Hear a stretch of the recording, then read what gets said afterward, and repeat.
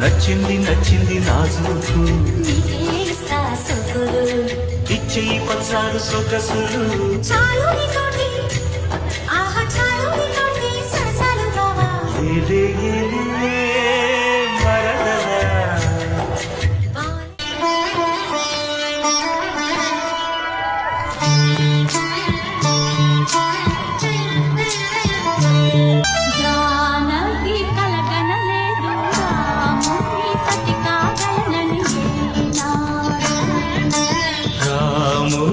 అనుకోలేదు జానకి పతి కాగలనని ఆనా